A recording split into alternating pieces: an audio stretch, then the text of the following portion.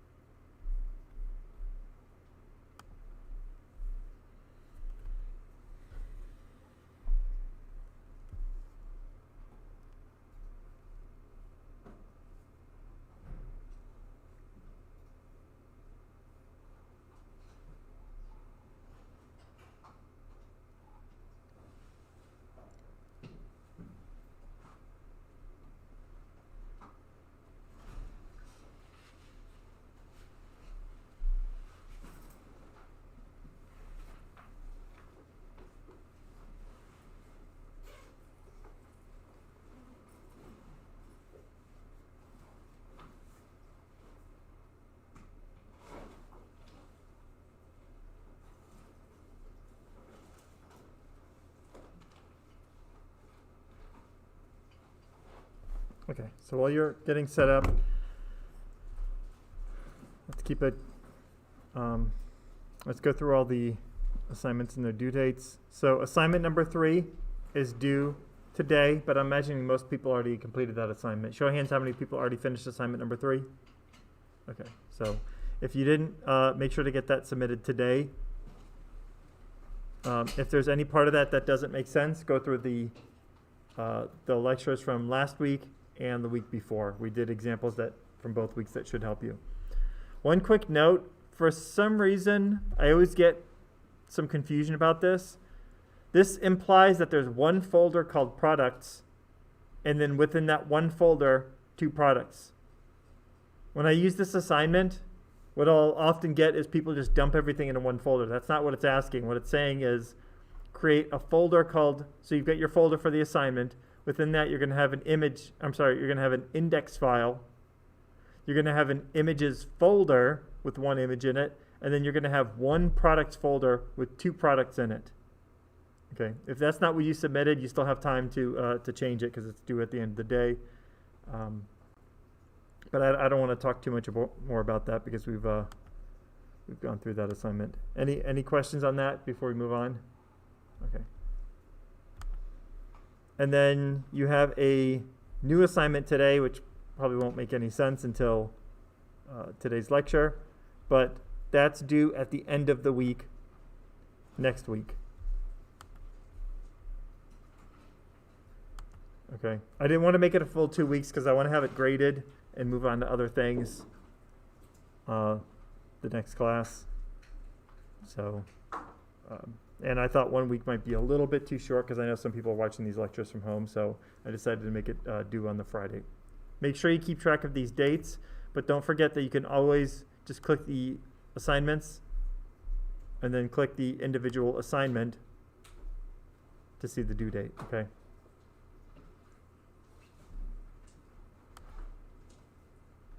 Okay, so let's go ahead and get started.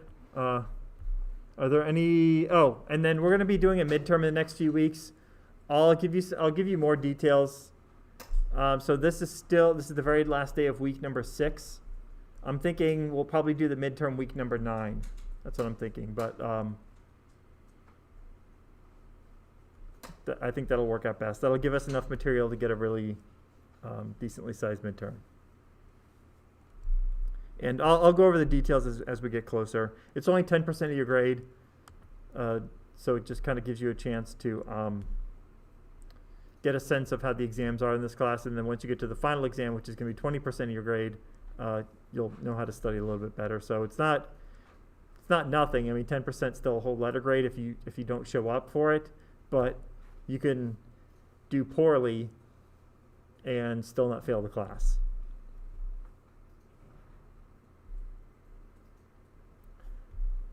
Okay, so let's get right into it. Giving everyone enough time to get all set up here. So let's go right into CGS1821 and let's make a folder for today. So today is the 29th.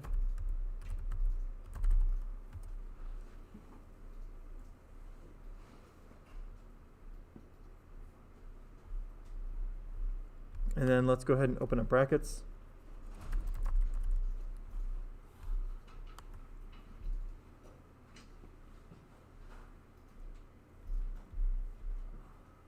And then we'll go to, so you made a folder for today, File, Open Folder, find your CGS1821 folder,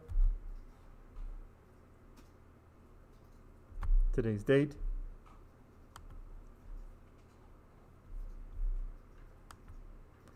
File, New, and then we'll go over to HTML shell, which you can type in directly, or I think I have it under Resources. I think it's like the top thing. Yeah.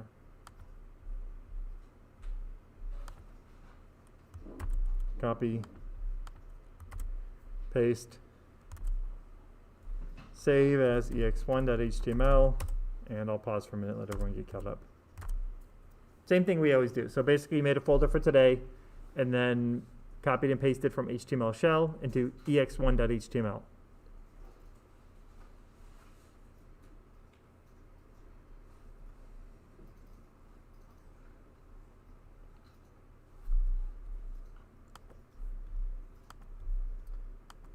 So we've learned about as much HTML as we're going to learn in this class. So if you go to W3 Schools HTML, they actually have somewhere.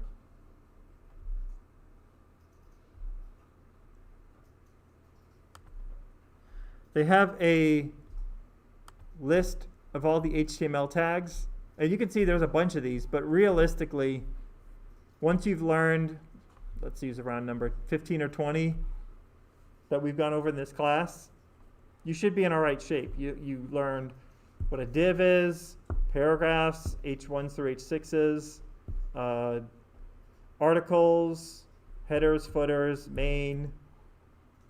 Some of you explored some other things when you did the one assignment. I think it was assignment 1 or 2, where maybe you did block quote, some other things. Then we did the specialized stuff that required separate explanation, so tables and lists, and so you should have a good sense of how those work. And that's really about all you need. From there, you just slowly over time with experience, you'll use some of these other tags.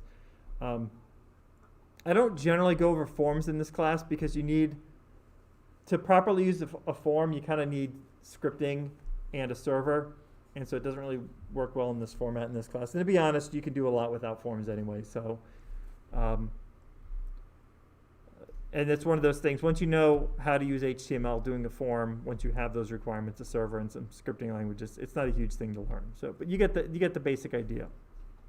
So we're kind of leaving that time of the class, and we're going to move over to CSS. And so I think I did a short CSS speech last time, but I'll give you the quick version. Is that HTML was really never meant to do a lot of stylistic things and a lot of formatting. It's very good at structure. I can say this is a paragraph, this is a table. But how those paragraphs and tables look, HTML was never really great at that. What they did is they did some dedicated HTML tags to handle those sorts of things. Like there's a font tag, we have the B for bold, I for italics, and that's about as much as we get. For certain things, we have these HTML attributes like border on the table. Remember we said border is equal to 1. We have little things like that here and there, but it was never really meant for that. And as companies started to use the web and they wanted to make their sites look like actual, what we see as websites now and not just research papers, they wanted something additional. So rather than trying to adjust HTML to make it work, we created something else in the, I'm guessing, mid or late 90s called CSS. It stands for Cascading Style Sheets. So we'll get into the cascading part because the cascading is interesting, but the part you care about is style. So it handles anything to do with look and feel. Now I very broadly break this up into, I don't have a good name for it, non-layout things like colors, how I want my fonts to look, underlining, and then layout and alignment issues. Now in this class we don't really get into layouts that deeply because layouts can get very complicated very quickly. We'll do very, very basic layouts. I teach another class, actually right before this, CGS1821. In that class, I spend almost the whole semester just doing all kinds of layout things because it's complicated enough. It needs its own class. We'll do some basic layouts in here, but for the most part, when we're learning CSS, we're just going to concentrate on how things look, not really so much where they're placed on the page. Okay. So that's the quick history of CSS. Is that basically we have CSS because HTML was really meant for structure. The actual stylistic part, which CSS handles, HTML was never really that great at it. Now on the W3 School site, they bounce around a little bit, but I like to introduce it in a kind of a different order than they do. So if we go to CSS How-To, there's 3 ways to include CSS in your page. I really don't focus on external that much because it just makes the actual examples kind of difficult in class because we have to flip between files a bunch of times and it's just not that easy. But in practice, you do tend to use external style sheets a lot. So, but it's a very, very trivial transition from this other thing, which we will learn called internal CSS. Literally, it's just a copy and paste. So, if anybody's interested, I can walk you through. Yeah.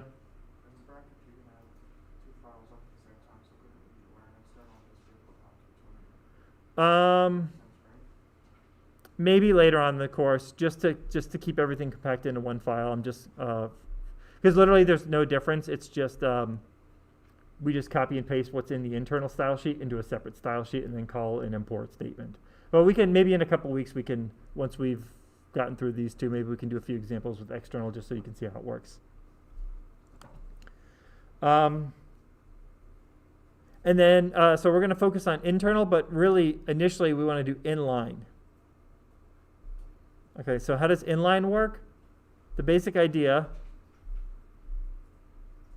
is that we've got some tag, in this case an H1 or a paragraph, and then we do the HTML attribute style equals, and then anything between the double quotes is going to be our CSS. So I'm going to go ahead and just do this real quick as a inline CSS. Try it yourself. Now, text align, I don't want to worry about alignment just yet. Notice that we've just got 2 different tags here. We've got H1 and paragraph and style equals on both of them. So this is called an inline style. Make sure you know the terminology because as the semester goes on, I'll say, okay, make an inline style, and I won't really go back and explain because we're going over it now. And then you'll see here that there's a CSS property called color, and it has a value of blue. And notice that you see the H1 the text is now blue. Same thing here, but with the color of red. Okay, so let's do this. Let's go into our own example. Let's code a lot of this from scratch. So let's create an H1, and let's just have it say CGS1821. And then we'll also have just a short paragraph of lorem ipsum text, just so we can see what we're doing. So I'm going to go over under resources, lorem ipsum,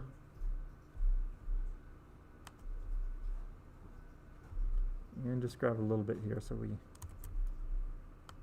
have something to work with.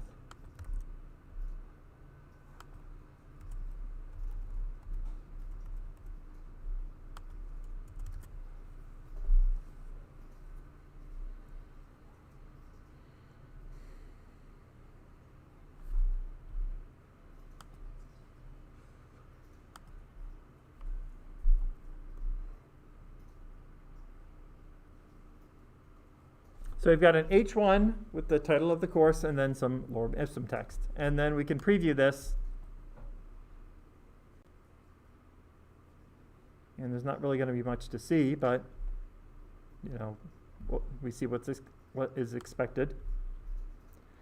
Now let's go ahead and add some inline CSS. So the way we do that is with the style HTML attribute. So we say style equals, and then in double quotes, this is where we put our CSS.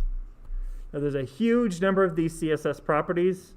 Let's start with the example that we had from W3 Schools. Blue. And here we'll say style is equal to color red.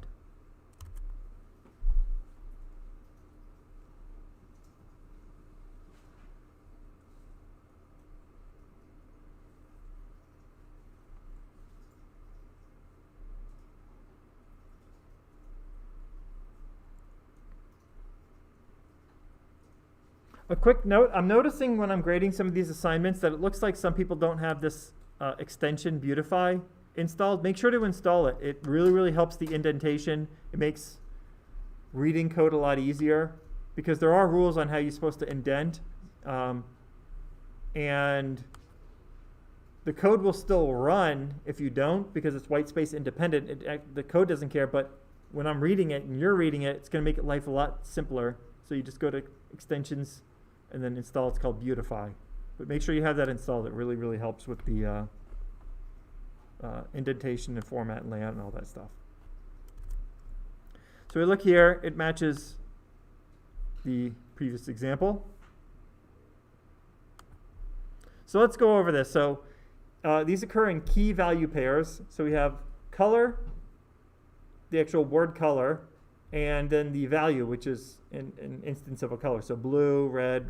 We can use hex values here. I don't tend to use hex values that much in this course, but I think for it just makes the code a little bit easier to read this way. In the real world, you do tend to do that. You can use RGB values.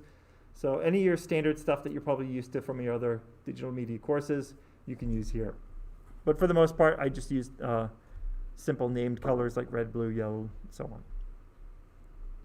So this is called a CSS property. So if you hear me say, okay, add the color, add the property color, that's what I'm saying. What you'll notice is that these are different tags. I've got an H1 and a paragraph, and even though by default they have, they're very different in how they look by default. H1 is much larger and bold than paragraph, but because they both just have text, we can apply this property equally. This is the case in general. There's actually only a small number of exceptions. For example, like if I'm working with a list, there's a property called list style type where I can actually change how the list looks. Like by default it's bulleted. Maybe I want it to be an arrow instead. Same thing with a table.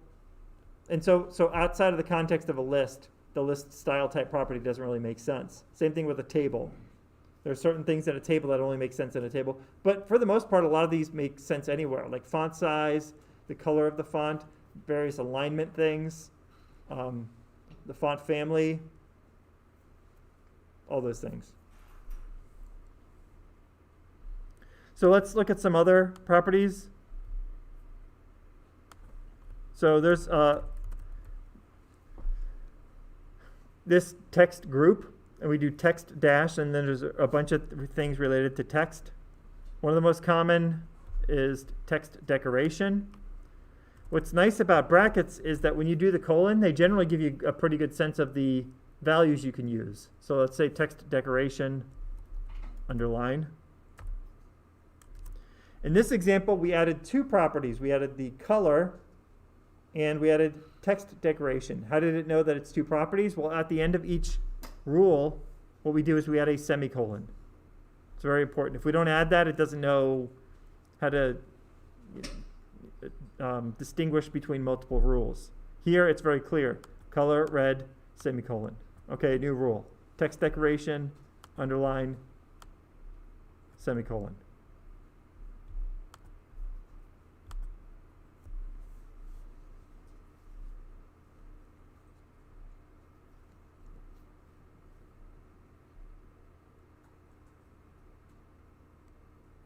Okay, any questions about that?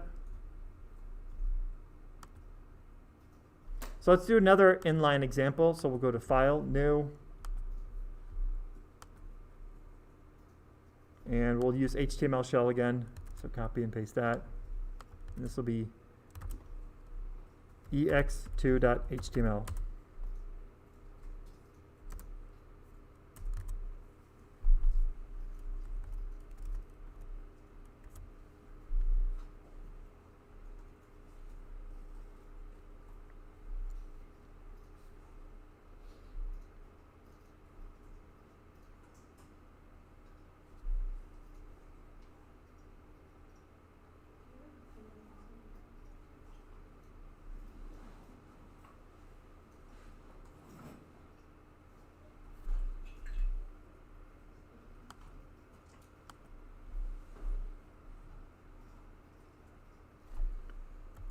So let's go ahead and add a very simple setup here. So we've got an article.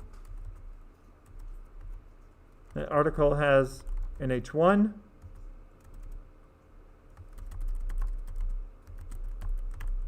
We'll just say the H1 is that IRC wins an award. And then we'll just have one paragraph. If you want, you can copy and paste the lorem ipsum from before, just the text, because we're going to do some different things here. Or you can go back to the generator if you want. But this is the setup, is that we want an article with an H1 and a paragraph.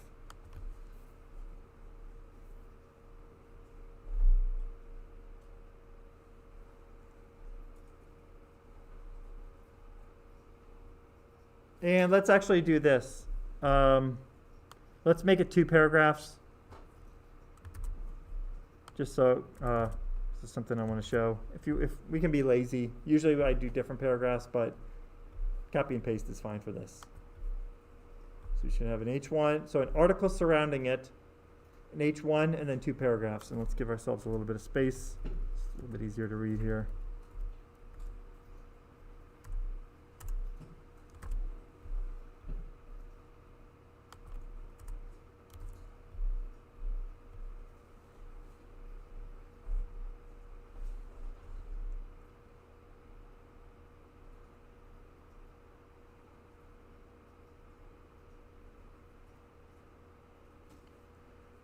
The way these rules work when we're using inline is that from the start to the end of the tag, this rule is applied.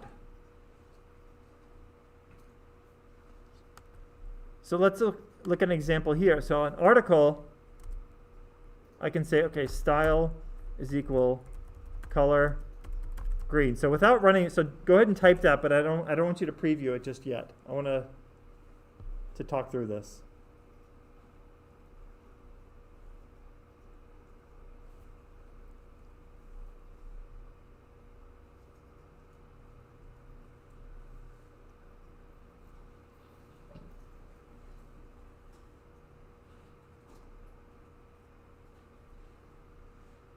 So I stated that when we have an inline style, it goes from the start to the close or the end of article in this case. And notice we can very clearly see that with our syntax highlighting, is that it goes from here to here. So what color do you think H1 is? Green. Because this H1 is inside of this. And if we preview here ex2, notice that all 3 things, this H1, the paragraph, and the paragraph, are all green. So make sure that you understand that this kind of gets into the cascading part. It's basically how the rules are applied of CSS.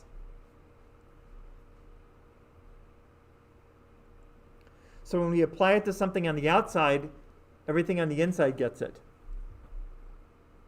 And let's also set this property that we try not to use the same properties over and over again, but this one usually works pretty well. Text decoration. Let's use underline again. And what would you expect? Would you expect all 3 to be underlined? Yes. So again, here we're applying 2 rules.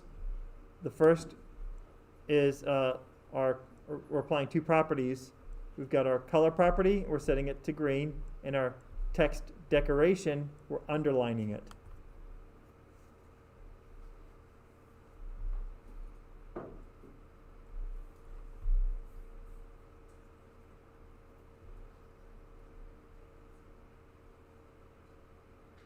So let's do this. Let's go ahead and on this first paragraph, let's say style equals color red.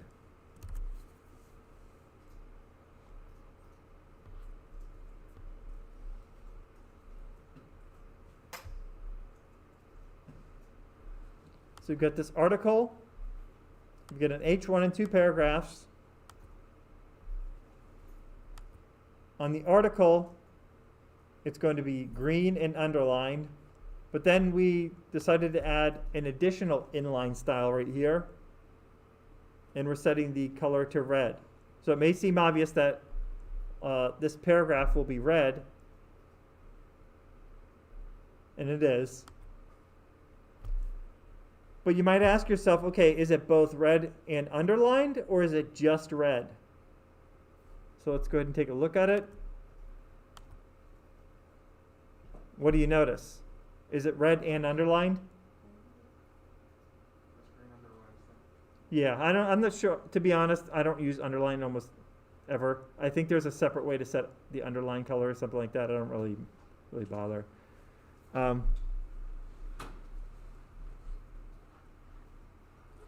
And so this is the cascading part of cascading style sheets, is that we take a very broad rule like this, and then we can apply more specific things to it without losing this. Does that make sense? So we're saying, okay, take what's normally going to be applied to this paragraph, and the only thing that we want to override is the color.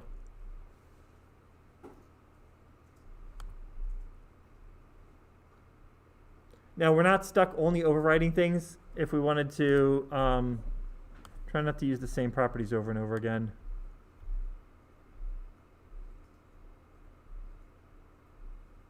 I guess we could change the font size. So we'll do 110%, so it's slightly larger. And notice that we haven't used font size anywhere else. So here we're overriding a property that had been previously set, but here we're just adding a new property that we'll notice that the font's slightly larger, but then it also has our red color.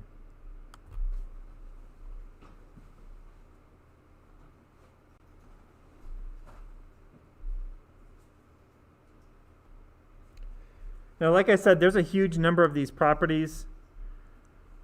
They're kind of grouped together. So you'll see here things relating to color. So we can set the background color if we want, or the actual text color. So text color is just color. I'm holding off on a lot of these, like border color, because there's something called the box model. You can see it down here. And it relates to all things related to margins and padding and just a lot of things that I don't really want to get into. So we're just going to stick to colors mostly. Text, fonts. There's a lot related to text. And I'm really trying to avoid layout related things until we go over some other stuff. Okay. But we'll try to make use of whatever we can. Here, okay, we'll use this one next time. We can do a lot actually. We'll use this in another example. So any questions about this on how the cascading part works? Is that it's like from the most broad to the most specific. And again, these are called inline style sheets. The way they're applied is from wherever it's set, so in this case the paragraph, until where it ends. But in this case, because there was other things inside of it, like H1 and a couple paragraphs, everything was underlined in green, but we used the cascading part to override some things. Question? Or are you just stretching? Oh. Okay, so the next thing under how to, we just covered inline. Internal, perfect, yes. So the way we set internal style sheets is normally we're inside of the body, but now this is the first time we're going to go to another place of the code inside of this area called head. Don't get this confused with header. A lot of people do. This is something completely different. Header is like the top of your page. Like this would be a header. Head is just a special area of your HTML. The users actually don't see it. It's kind of reserved for things you tell it to the browser, like the character set or what the title of the page is. Usually, it's not really stuff part of your main page. Okay, so let's go to File, New.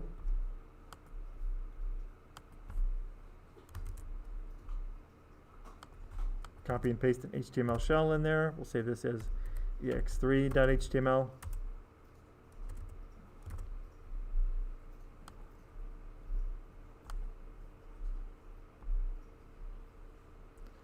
So inside of this head section, so right here, the alignment's a little bit messed up. I think this Beautify plugin or extension doesn't really work that well until you start actually writing some code.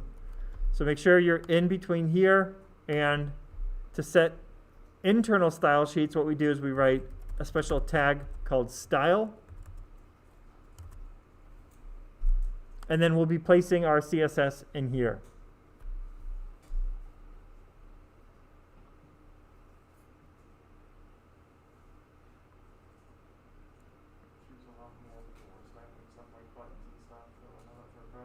What's that? Isn't this type of CSS used for styling like buttons and navigation bars and stuff like that? You can use either. To be perfectly honest, I usually introduce inline first because it's the simplest to understand, but in practice it's the least used, and it's considered bad practice. Not really bad practice, but it causes consistency issues. That's why you don't tend to use it as much. Like imagine if you had 50 inlines on your page, and then you wanted to change something, you'd have to change it in 50 spots. Using internal and external sheets makes it so that you can change it in one spot. That's why we tend to see it more often used. But I just usually introduce inline first because it's the simplest to understand. What's that? I started researching was inline CSS. Oh, that was the first you looked into? I've been trying to add a little bit of style or CSS to every project I've worked on. Yeah, I've noticed. Okay, so we have our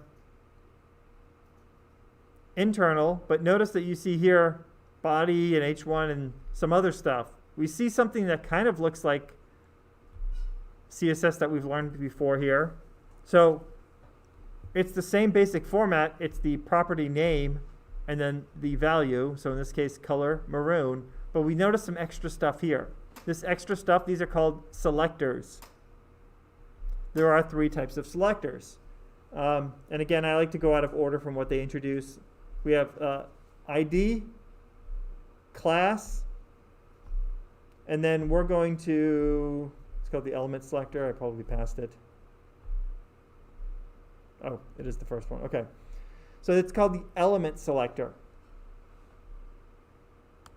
The way it works is that we have an element name. So here we see head, style,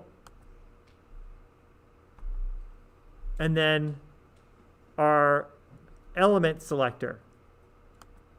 Now you've probably seen this before. This is the paragraph tag. And what this says is that for every single paragraph, let's get rid of alignment. I don't want to really get into alignment right now. I want to make the text of every paragraph red. So I'm setting the text color, or it's actually just called color, to red. And notice that we have 1, 2, 3 paragraphs here. And every single paragraph is red. What's nice about this is that previously, if we wanted to change it to blue, how many places would we have to change it if we were using inline? We'd have to change it in 3 spots. But now we can just change it in 1, and magically everything is that color. What's nice about this is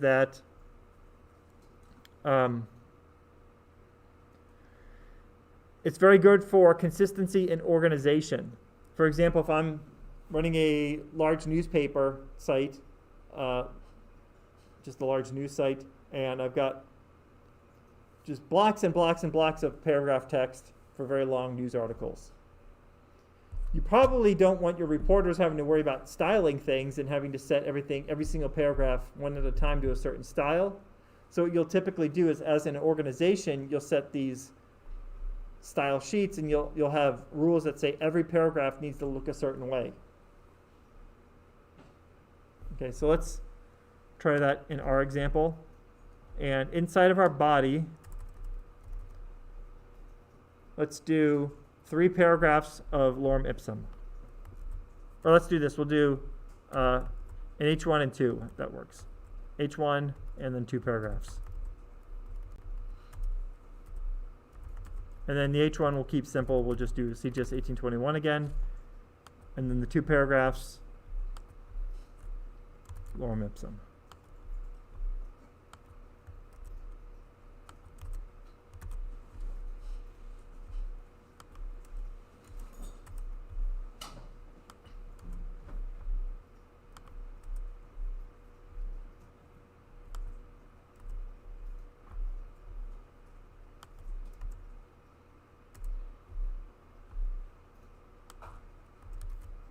Spacing doesn't really matter too much on this. To me, it's maybe a little bit more readable for you to copy.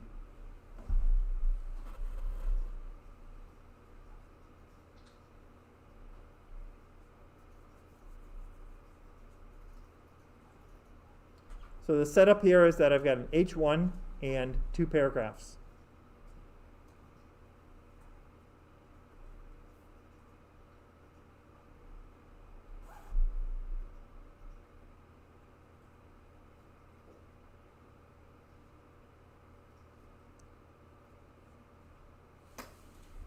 We preview it. It's very boring. Looks like everything else we've done up to this point. And then within the head section of the page, make sure that you add style. So the way this works is that we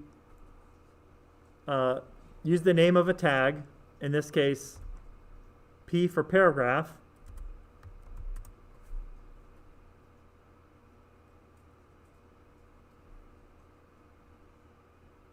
And let's say, for example, we want every single paragraph to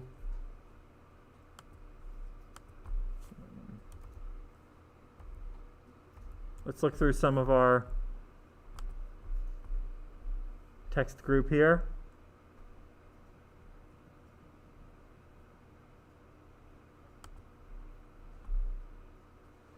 Let's say, for example, we want everything to be uppercase. So there's a property here called text transform, and we want everything to be uppercase, regardless of what's written here.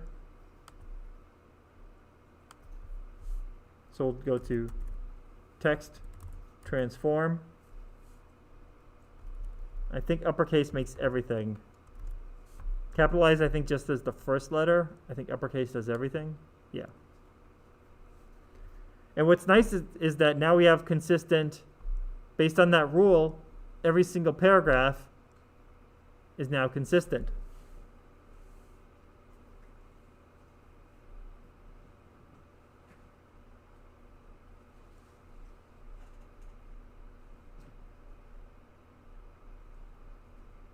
And let's go ahead and set a color.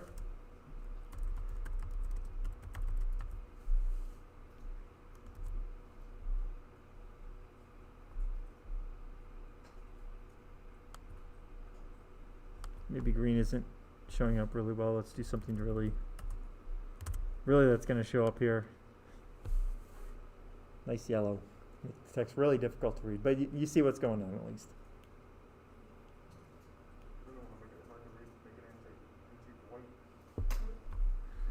Let's find something better here. Let's. They always have so many different shades of blue to work with. Let's Dodger blue. How about that? There we go. That one's good. So you can see that we've applied 2 properties to this one paragraph. Now, even though the setup was slightly different, we had to go up here inside of style and then say, okay, I want the paragraph tag to act a certain way. And then I put curly braces. And so the idea is everything between these curly braces is going to be applied to paragraph. It's going to be uppercase and blue. Remember how these rules work is that we have the semicolon at the end of the line, so it's the property name, in this case text transform, colon is kind of like a separator. It's value, which we have to generally look up, or brackets gives us hints. In this case, we're allowed to set it to uppercase, and then a semicolon lets us know that we're done with that rule. And then we do the same thing with the next property, is we set the color to blue, and then we're done setting the rules because it's the right curly brace. Also note that it's not applied to the H1. H1's just normal. Don't worry about this blue. This is just brackets letting us know where we've clicked. I can just click off this.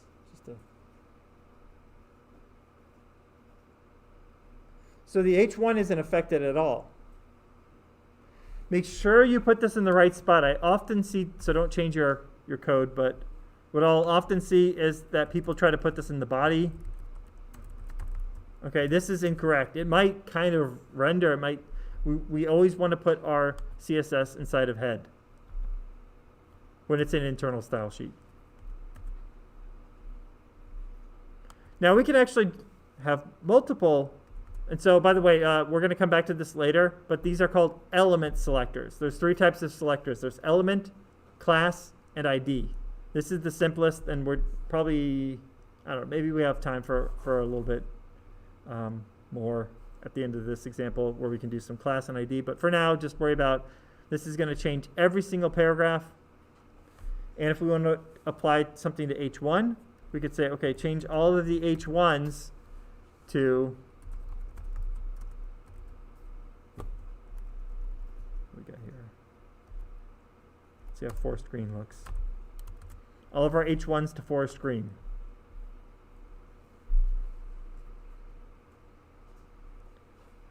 What I'll see sometimes is people will, for every single selector, do this. So don't change your code, but what they'll do is something like,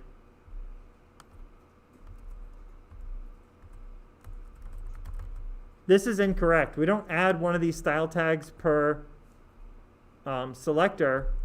What we do is just everything inside of style, we just keep on adding them as many times as we need to. It knows that the selector is complete because we have these curly braces. So it goes left curly, right curly. It knows that this all belongs to paragraph.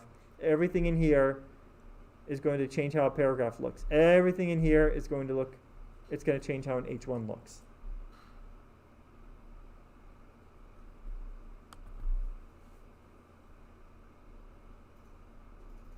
Okay, any questions with that?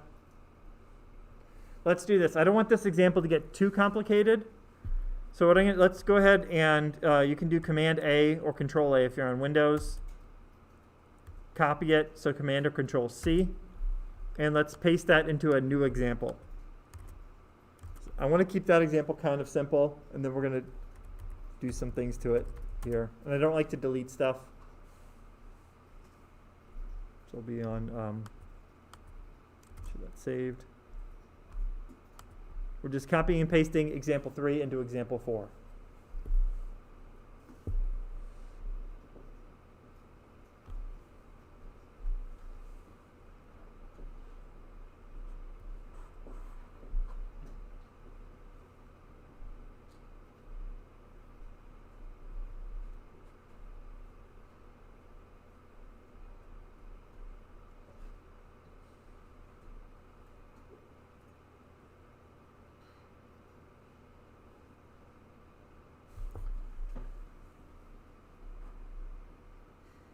So what if we wanted to mix inline and internal? Remember, these are called internal style sheets. What we did in example 2 right here, this is called an inline style sheet. We can actually mix them together And that's where we get into the cascading part again. If you remember here, we would say, okay, we define something on the article, but we overrode that. So this was more general and this was more specific. Here we had color as green, and so everything in here is green, but because we overrode the color was red.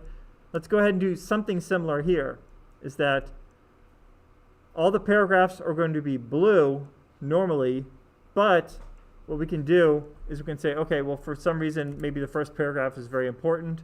We can say style color is red.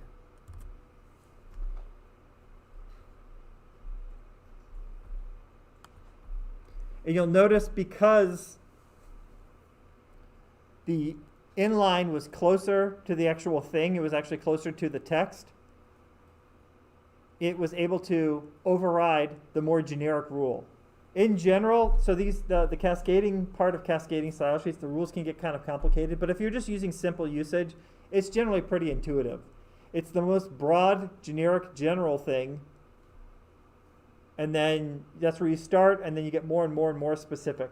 So in this case, we're saying apply this rule to all paragraphs. So that's very broad. But then here we're saying apply it to this one specific paragraph. So this takes precedence because it kind of overrode it. And again, I don't try to get too complicated with the rules. This is about as complicated as I get in this course. But there are times where you kind of want to override things. You want to make use of the cascading part of cascading style sheets.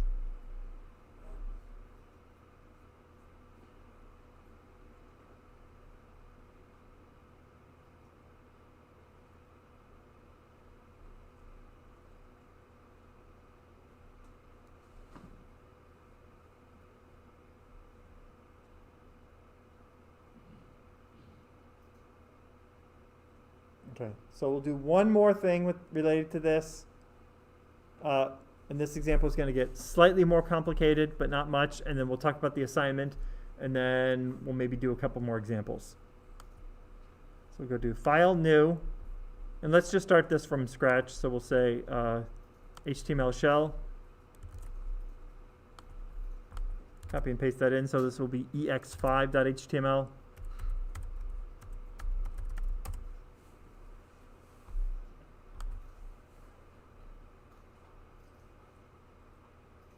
And let's go ahead and use div. Div is very generic.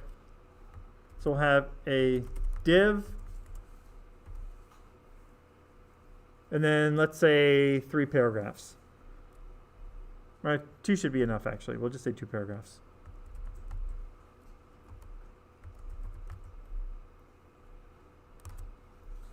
And then we'll paste in some text here.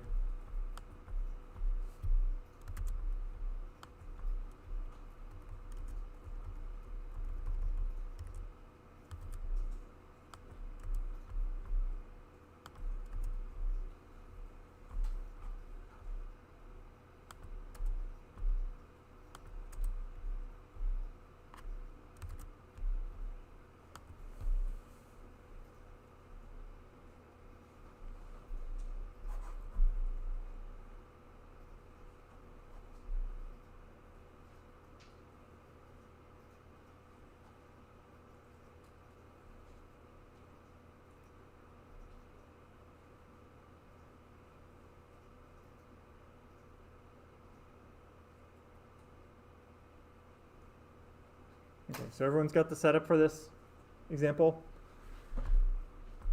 So let's go ahead and add our internal style sheet. Remember, we put that in this area here called head. So we'll say style.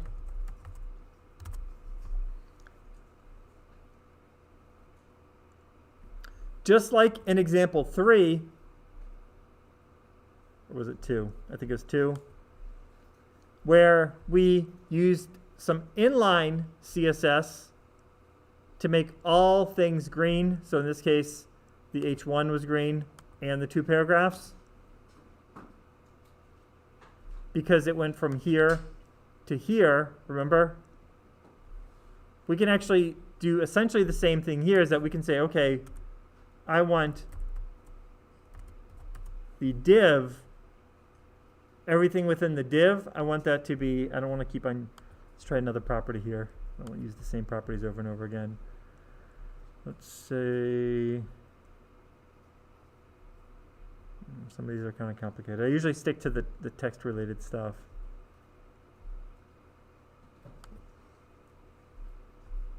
I guess we can try background color. Or no, that's not gonna, we'll stick to the boring stuff. We'll stick with color. It just demos really well.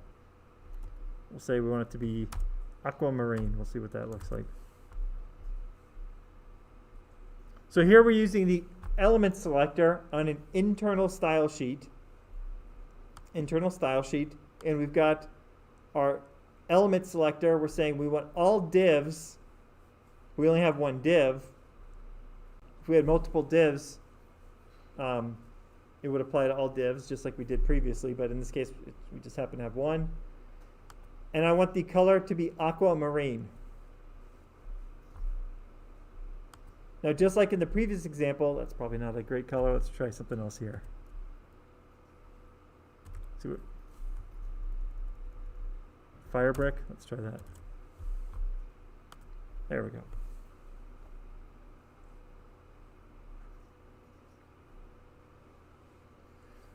What do you notice about the two paragraphs? Just like before, when you put it on a parent element, in this case the div, all the children also get that rule. So in this case, even though we set it on div, the individual paragraphs had their color changed. Okay? And just like before, we can always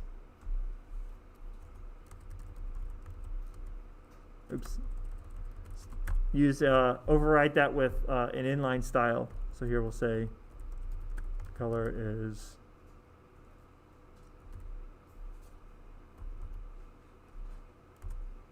that'll work.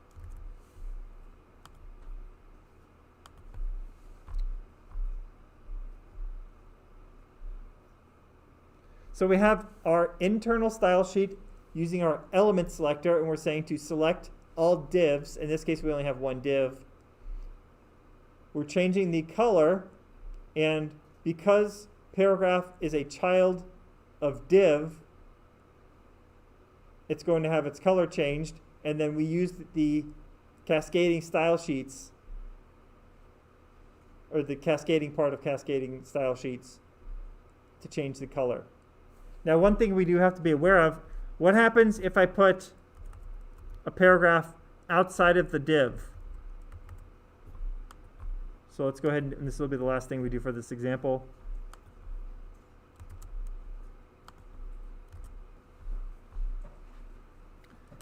What color is it going to be? It's just going to be its default color. Why? Because it's outside of the div. And so we never specified the color, so it just takes its default. Everyone see that? So had this paragraph been inside of the div, the color would have been changed. But outside of the div, we haven't really defined any CSS for that. We don't have an inline CSS. We don't have any element selector matching it. So that just takes all the defaults. Okay, is that clear to everyone? Okay. Does anybody need a summary one more time? Because this, these few examples are going to feed into your assignment. Everyone's clear? Okay. So for your assignment, I give you some structure. So there's two parts. There's the HTML setup. The HTML setup is going to look something like this. It's going to be two articles.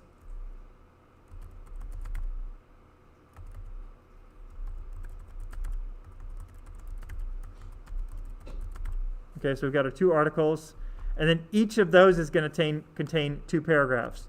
So I'm going to have a paragraph. Okay, so that's an article with two paragraphs, and then an article with two paragraphs. Make sure you get this. I'm sorry, I have to put it here. Okay, so we've got an article with 2 paragraphs, close it out. An article with 2 paragraphs, close it out. And then outside of that,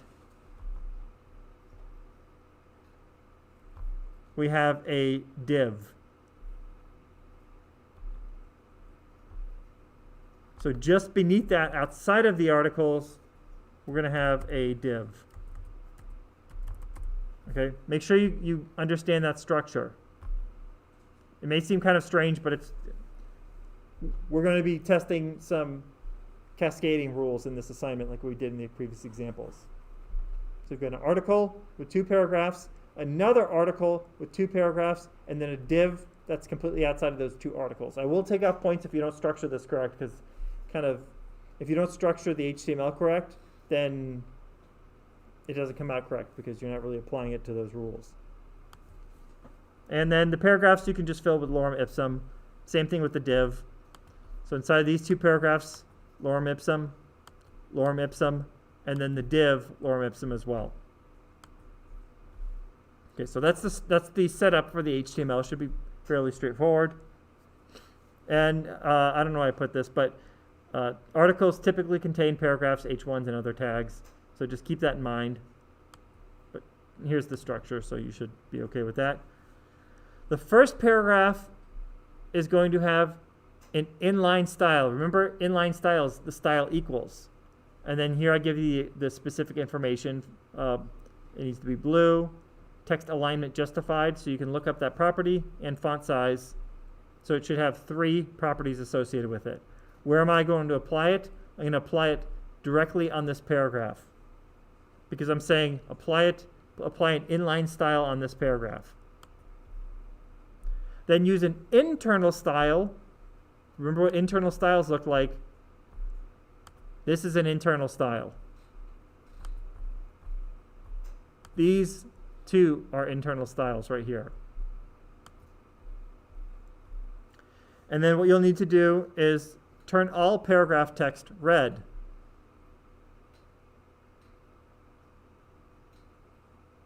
Then use an internal style, and then you're going to indent the text inside of all of the article tags. So make sure you understand what's being asked here. Here I'm saying element selector on the paragraph.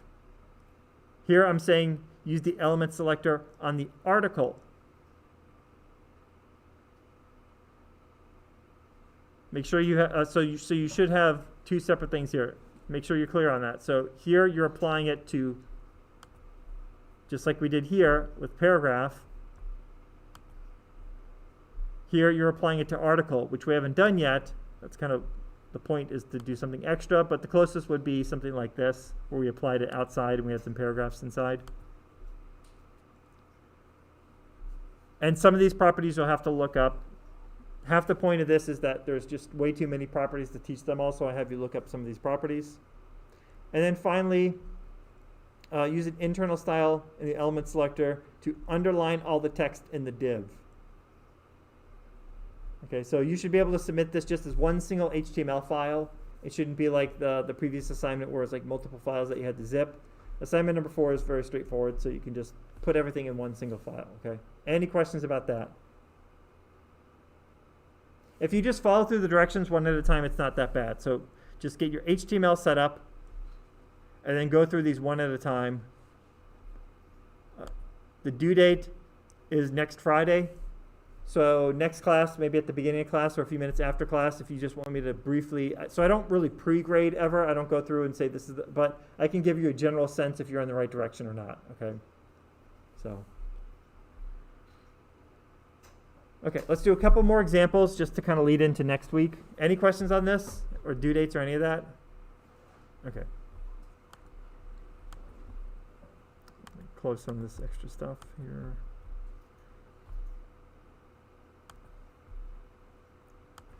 So going back to CSS, we've already talked about the element selector. By the way, these next 2 examples that I'm going to do, I might just do one example. Your assignment has nothing to do with this. Okay, so this is like the cutoff point that says, okay, examples 1 through 5, use those on your assignment. but 6 and 7 have nothing to do with your assignment. So if you find yourself looking to examples 6 and 7 to try to do your assignment, you're going in the wrong direction. Everything you need to do the assignment is in examples 1 through 5. So we talked about the element selector. I'm going to get back to the ID selector. Let's talk about the class selector.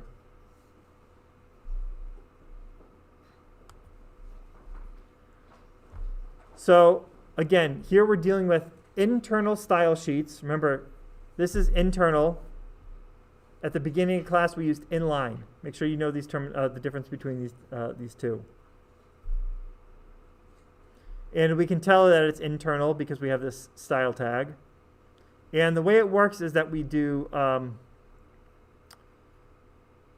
so element selectors are way too broad. If I'm applying it to every single paragraph, well, certain paragraphs might have different purposes. Like, for example, I might have a paragraph that's like, if you're reading a news article, sometimes the first paragraph might be an intro, and we want it to look a certain way, and then the main body of the article, and then maybe at the bottom we have like an about the author or something like that. It's very, very coarse. It's way too broad. We want to, if we have some very, very basic stylings, like if we want our site to have just a certain font, that's okay. But some of these details are better served by what's called a class. And a class is a little bit more specific. It's a little bit more detailed. The way it works is that we use dot, and then we make up a name. So they called it center. Center isn't a great name, but I'll get into that in a minute. Just like before, we have a bunch of CSS. Now, the way to actually apply it to something is that we say class equals and then that thing. Okay, so we'll just do one more example, and I think that'll be good for today. That way I don't have to rush through this. So let's go to File, New, paste in HTML shell. We'll call this ex6.html.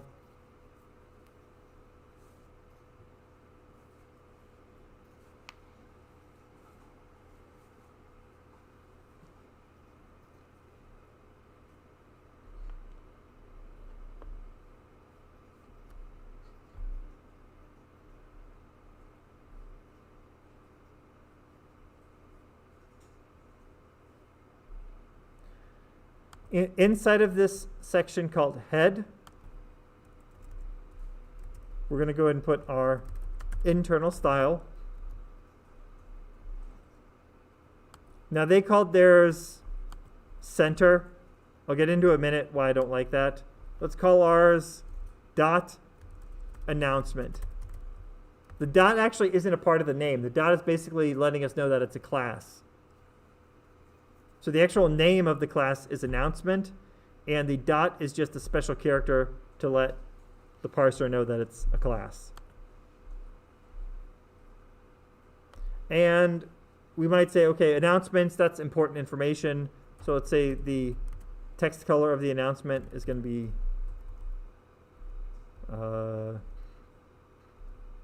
orange red, I guess. And the font, because it's an announcement, it's probably important. Maybe 125%. So 100% is like our base. It's going to be slightly larger than our base.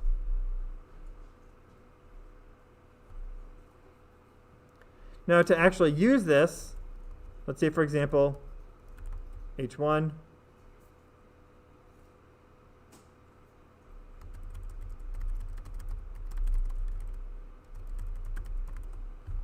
Okay, so I've got this H1 here. How do I take this announcement and actually apply to it? Because right now, if I were to bring it up, it's just going to look like that. What we do is we use this special HTML attribute called class, and we say class equals, and it's not going to equal dot announcement. The actual name of the class is just announcement. So we only use the dot up here. Down here, we just use the actual name of the class, which is announcement.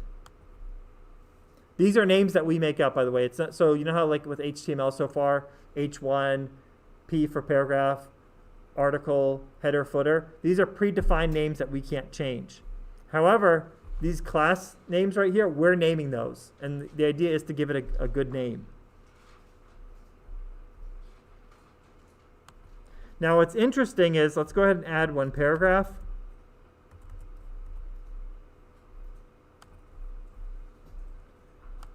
So let's grab lorem ipsum.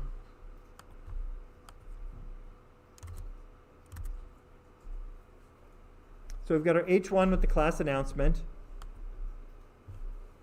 and then another paragraph that's just unstyled. It has this default styling.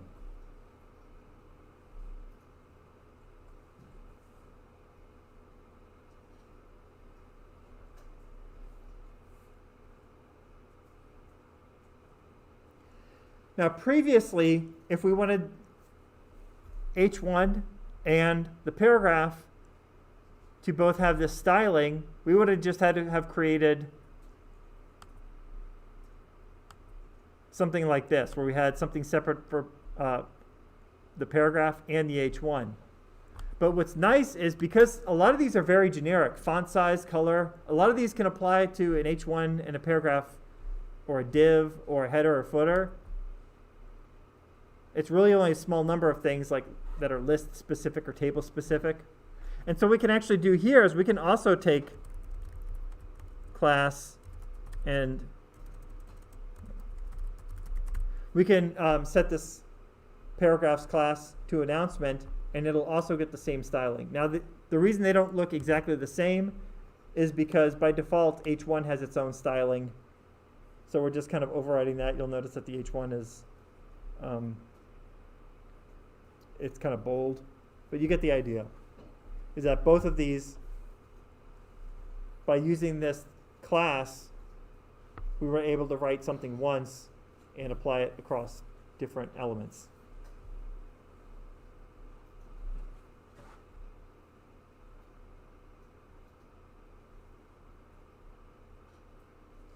Now, in naming these, you usually want to name the purpose it serves. In this case, announcement it's an announcement. The thing you want to avoid is naming it how it looks. So right here they called the class center. What if for some reason you decide, I don't want to center it anymore. Let me get rid of that. It's kind of a silly name now, right? You've got a class name, it's called centered, but it's not actually centered. The idea with CSS is that we want to be able to change it and keep the names where possible. So that's why I like names like announcement, important. One that's very common that I see is people will create a CSS class called, so let's go to the IRC website for an example.